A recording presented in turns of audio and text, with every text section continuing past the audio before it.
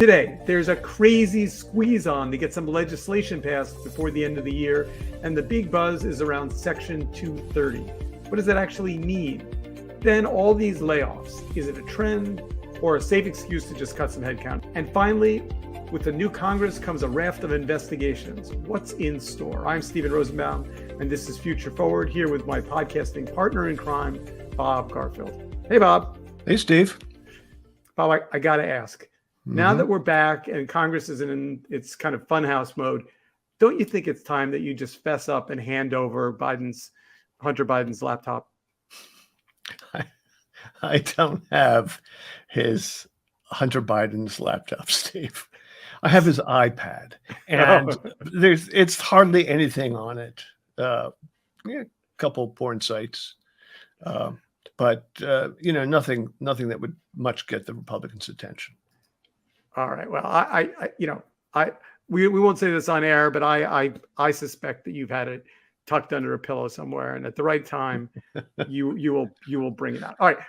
Let's start with this Section 230 thing, because it does seem like we're aiming toward it either being rewritten or removed from what is conventional law. And we've talked about this on the pod a couple of times. But, there is this window, right? This like lame duck window when, the Democrats have the votes, sort of, assuming they can get them all lined up. And they've got Republican votes. If the Democrats, like if you were a betting man, are we going to see Section 230 eviscerated before Christmas?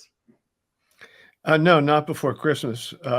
Because I don't think the future of 230 really is much in the hands of Congress. I think this is going to be litigated, not legislated. There's a case before the Supreme Court which could result in the gutting of Section 230. And if you'll permit me, let me just talk about what it is, because it is the thing that makes the internet as we know it possible.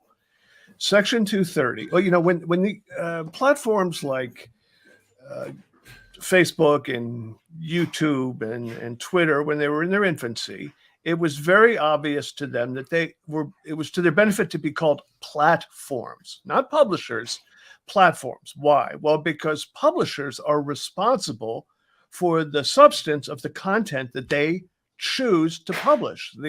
Publishers curate the content and put in what they see fit. And as a consequence, they are responsible for illegality, they're responsible for libel, they're responsible for consumer fraud, they're responsible for a whole raft of downstream ramifications if the stuff they choose to use is somehow provably harmful.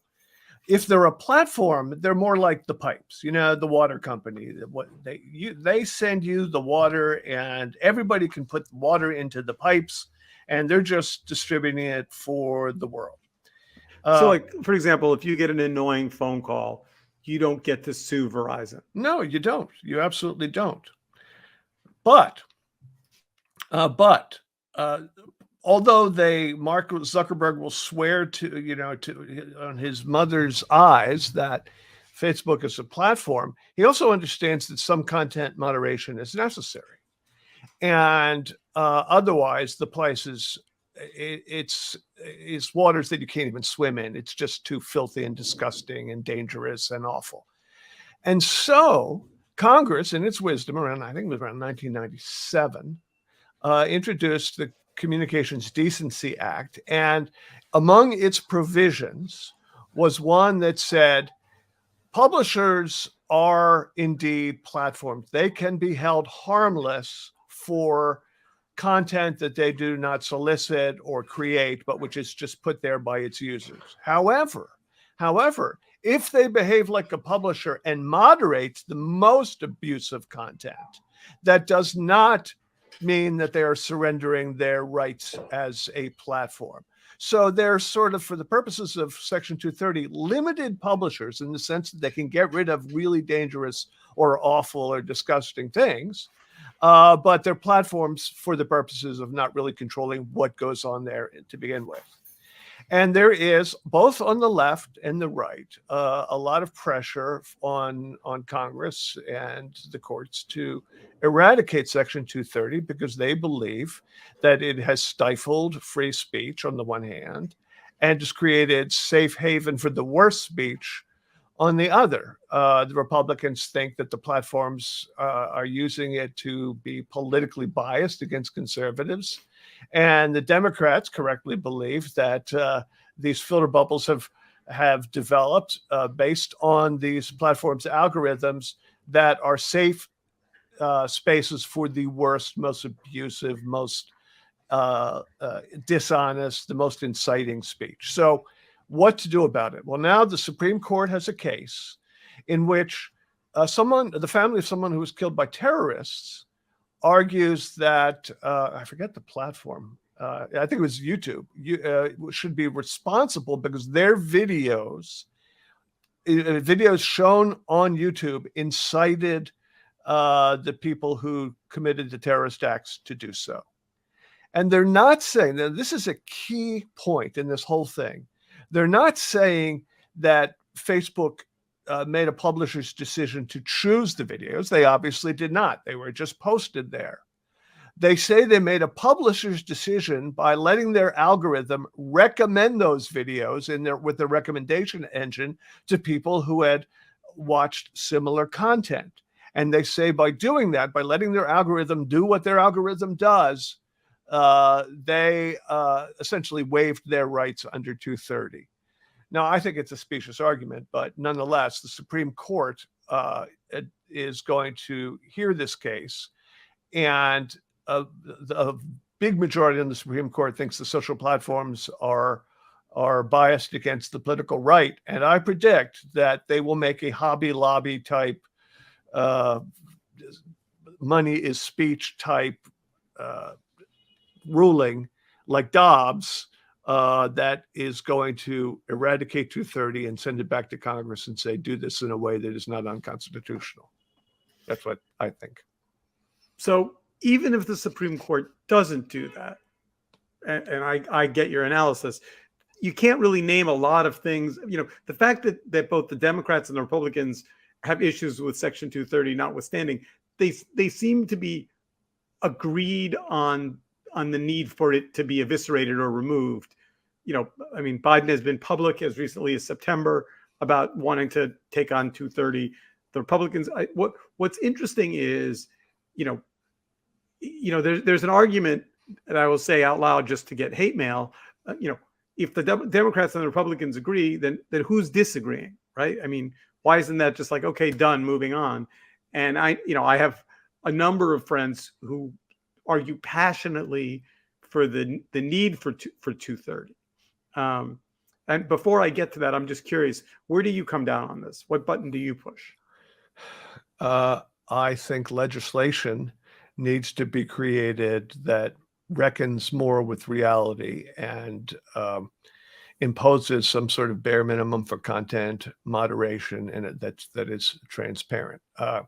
I don't think 230 obviously causes a lot of problems because what's horrible about the internet is largely horrible because of Section 230. On the other hand, the entire social media economy would collapse if 230 is eradicated, because suddenly YouTube, Facebook, Twitter, Insta, whatever, wherever you go, those platforms would be responsible for the content, the infinite amount of content there. Much of it is infinitely horrible and some in violation of the law. So they would get the shit sued out of them. Yes, and I mean there would be thousands and thousands and thousands of lawsuits. And it would vastly, I mean, I don't know how they could keep up with it, but let's say Facebook could keep up with it. One of the arguments against eradicating 230 is not to protect Facebook and Google, YouTube and Twitter, TikTok. It's to protect the next generation of big internet platforms who will never, as startups, be able to be afforded to defend multiple lawsuits simultaneously. So stifling innovation and stifling competition is one of the pretty big arguments waged by Silicon Valley. And as far as the Electronic Frontier Foundation is concerned, to them it's a free speech suppression issue, and it's a hard one. It is the dilemma upon which Horns. Never mind. I'm going to do that a different way. It is a Gordian knot. It is a Solomon. It requires Solomonic genius wisdom to solve. Use your words there, Bob. Yeah, I have a lot of words. There's just some of them I don't know how to pronounce. All right. Congress is not known for doing thoughtful, complex, detailed internet law.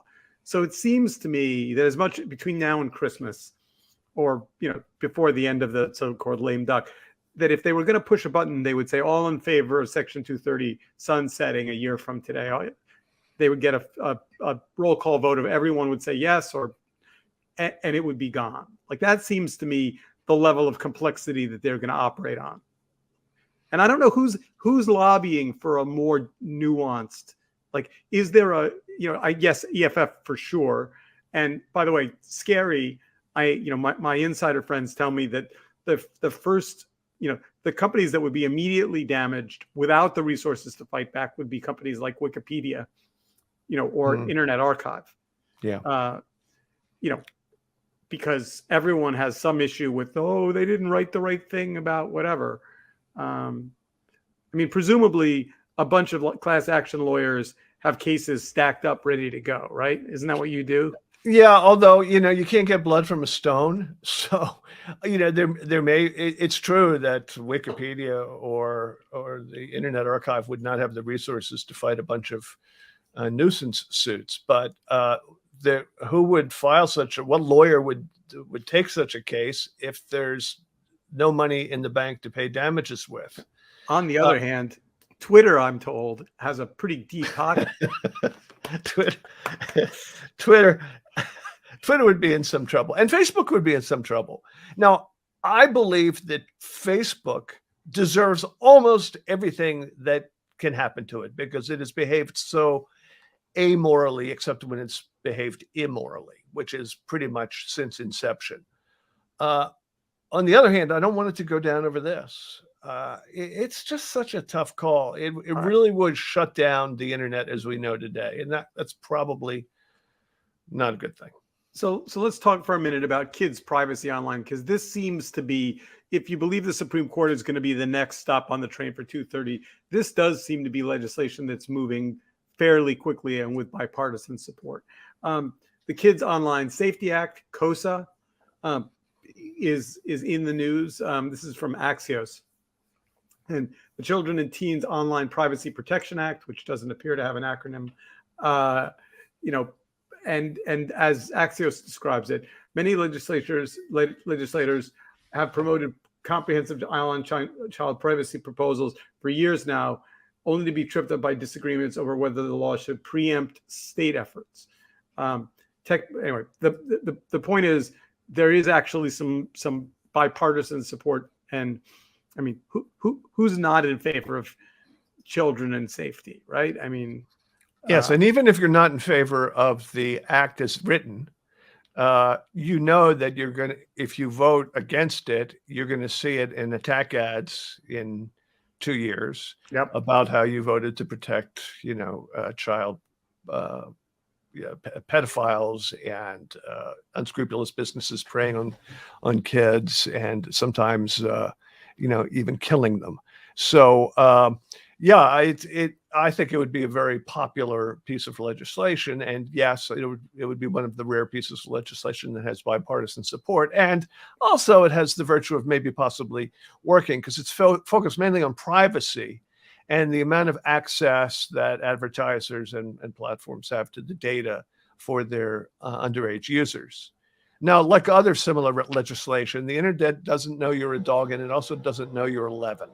So to actually enforce it without the active participation of parents, which to date does not exist because it's too cumbersome. There is a question as to whether kids will really get protected, but the law will be there in any event, I think. So let's move on to all of these layoffs. So, my first reaction was this is just people using the economy as kind of a cudgel to, cut some dead wood. But then as I looked at the numbers, it's definitely more than that. I mean, it's more than that. So here's the list. This is from observer.com. We have layoffs at Meta, Amazon, Twitter, Gannett, Roku, Paramount Global, Warner Brothers Discovery, Morning Brew, Protocol, ABC, CNN, Disney. And I'm sure that's by no means, not the total list. And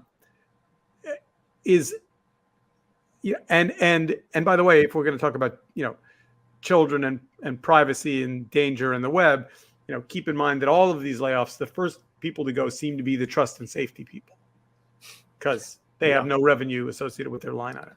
Yeah, it's certainly true at Twitter, to which we shall return.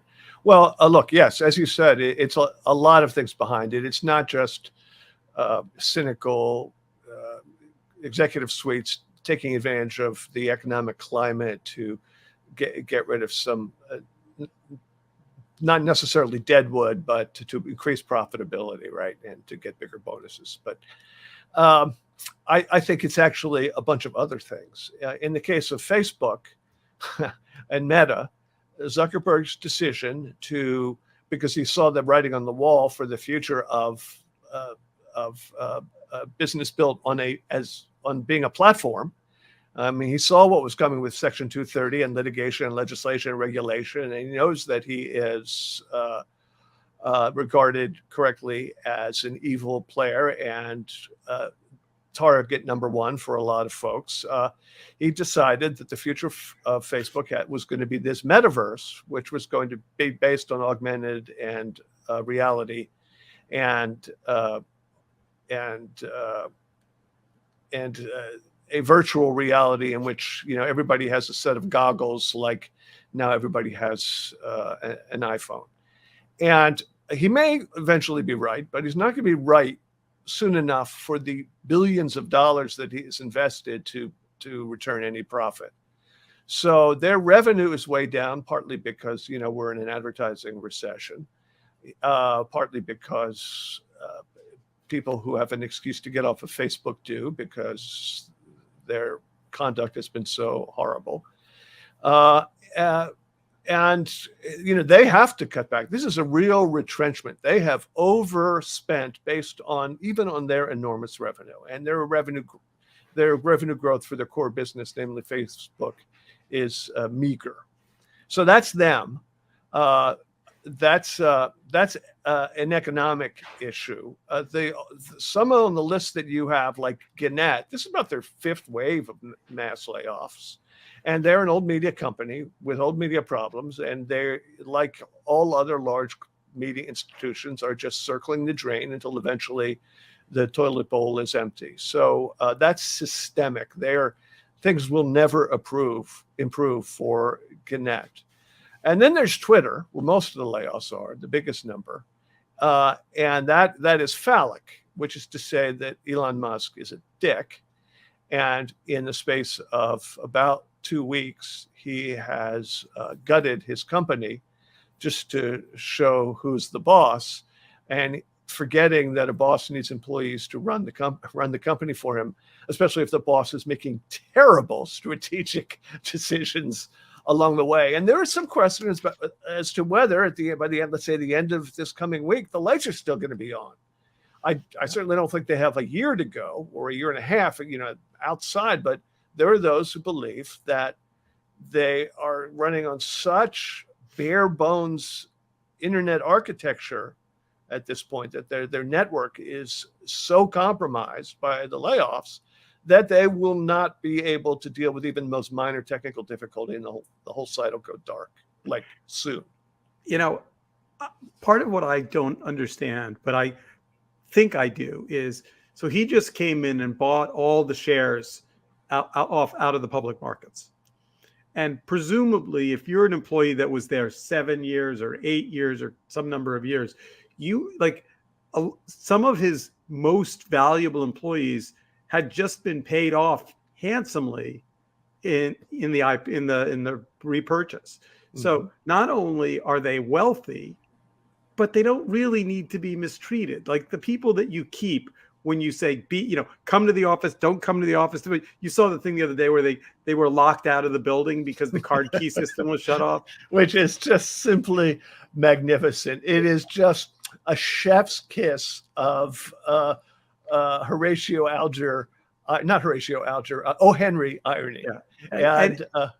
And what's so strange is to watch Elon go on Twitter and beg the guy who runs the card key system, who he just fired, to come back and let him in the office. Like, yeah. And if I hope the guy said, yeah, I'll be there. I just make sure that there is a company check for $5 million waiting for me when I arrive, because that is my key inside. He's been running this poll about whether or not Trump should be let back on the platform, and it's skewing toward yes. And all I want to say is, Elon, if you're listening to the podcast, run a poll that says, should Trump be in prison? And see how many people show up and check the yes box on that poll. Yeah. If you want to see that answer in public, my friend, bring it. Speaking of Meta, we were talking before of Zuckerberg's Meta. There is nothing more Meta than Twitter at the moment, because Elon Musk has somehow assumed the defining characteristics of the site itself. Yes. And the defining characteristic of Twitter, from my perspective, is certainty. It is awash. It is poisoned, contaminated with certainty. People go on there and give their opinions, which is fine if you're making an argument, but they're simply making assertions. And it's just the most common Twitter practice, making assertions which they could not possibly prove in court or even begin to know, especially stuff about other people's motives. They say, this is the way it is, with no evidence whatsoever. Well, if there's anyone who is infected with the virus of certainty, it is Elon Musk. He is certain about so much, including code writing and internet architecture and network security, about which he knows next to nothing. Yeah. He knows just enough to be dangerous. And he's, with that ridiculous amount of knowledge and his completely unfounded certainty of it, is destroying his company, his $44 billion investment before our eyes. It's by the way, something. Remember the fail whale? No, what's the fail whale? See, this is because you're such a youthful. So in the first couple of years of Twitter's growth, it kept falling over because the servers couldn't handle the traffic. And so they had a graphic that was a whale, kind of a charming little whale, and it said "We'll be right back," and it got kind of tagged as the fail whale, and it was a fairly regular occurrence for a year and a half, as the founders yelled and screamed and tried to make the servers not fall over. Well, I think they should replace the fail whale with a dick pic. All right, last but not least, we got to talk about these investigations. I'm not going to lie. I heard the threat of them, but I was kind of like, no, they're not really going to do that. Like, really? But it does appear they are, in fact, going to investigate Fauci and Biden's son and the woman who takes out the laundry. Like, they seem to have this, and they seem quite fired up about it. Oh, they're fired up. I mean, if you liked Benghazi, if you liked Hillary's email server, if you liked Fast and Furious, 3 extremely extensive congressional investigations costing cumulatively tens of millions of dollars and years of legislative activity, all to come up with 3 reports that said, yeah, there's nothing here, really. No laws were broken. If you like those, you're going to love this Congress, because they're coming in saying, well, the Democrats detecting lies, unconstitutionality, corruption, and actual crime, including insurrection in this administration, we're going to show them that we can investigate too. And it's tit for tat to a degree that if you saw it in a movie, you'd go, that is just too broad. That is so stupid. Nobody's that evil or stupid or vain or petty, except the entire Republican Party. So, yeah, that's what it's going to be. Now, I should say, Hunter Biden has some legal issues to deal with. At the very minimum, whether he applied for a gun without declaring his criminal convictions. That could actually get him convicted in court to a felony. But here's what I don't get. Yeah. He's not you've done all kinds of criminal things. I've done criminal things. We've all robbed banks. We've all done terrible things. I don't know what that has to do with Congress. There's there's the sheriff who knocks on your door and says, "Hey, Bob, we got pictures of you robbing a bank and you got to come in." But Congress doesn't investigate that. Hunter Biden's not a federal employee.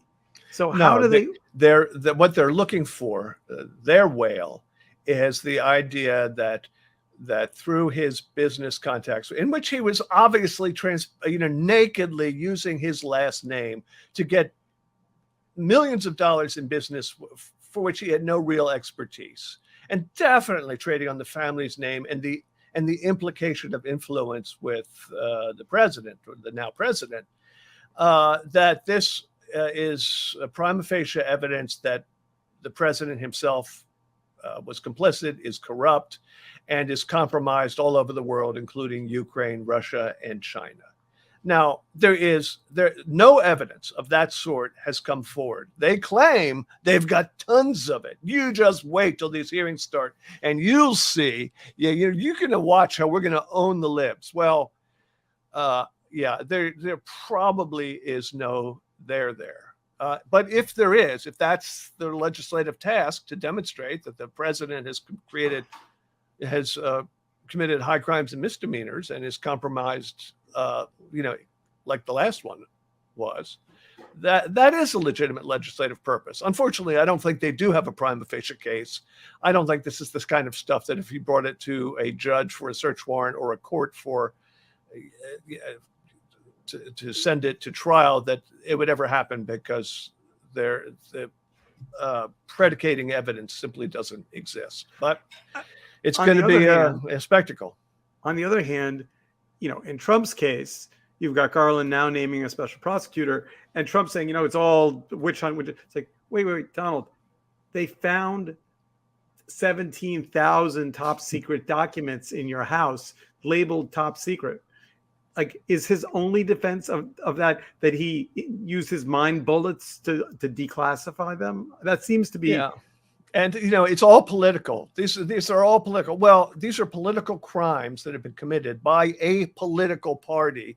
The opposite party is in power, and it is incumbent upon them to see that the criminals are held accountable for them. And to say that it's political, it's essentially just noise, or that there's bias. Once again, it's like the American Burglary Association saying, well, the law, the government's just biased against burglars. Well, for fuck's sake, you're crooks. That's why all the attention is on you. And in this case, there is all sorts of not only prima facie evidence to get it into criminal trials, which are common, but there seems to be an abundance of evidence that would lead inevitably to conviction. So if this is a witch hunt, they have taught themselves a witch. So I was with somebody who knows politics really well yesterday. We were talking about 2024 and who the candidates were going to be. And he said, all right, well, here's my theory. He said, based on what I've heard, Trump is going to see that he is somewhat out of favor with the core Republicans, or at least enough of them for it to be uncomfortable. And he's going to spin off a third party candidacy. Oh, from his lips to God's ears. Really? It's Of a good thing. course, that would doom any Republican candidate immediately, instantaneously. Because it would take 20% of the vote. And, Yeah, or Oh. 30. Interesting. Yeah, it just means we have 2 years, more years of this guy, which I could do without. All right. Well, we are out of time. That was excellent. So play a little betting game along with us, listeners, and see whether in the lame duck session, either 230 goes down in flames, which would be my vote, or whether or not some of the child privacy laws, which also have critics, by the way, which we didn't get to. But we'll get messages and texts saying you didn't talk about how terrible they are. We are back next week. Have a lovely holiday week. Enjoy your vegan turkey or real turkey, whichever you prefer. Is there such a thing as vegan turkey? I'm sure there is. Made entirely of organic Play-Doh or something. I've never had turducken. Well, that's not organic. I mean, that's meat within meat within meat. I know. Never had it. Nor have I. Happy Thanksgiving to you and yours. All right. See you soon. Bye. Bye.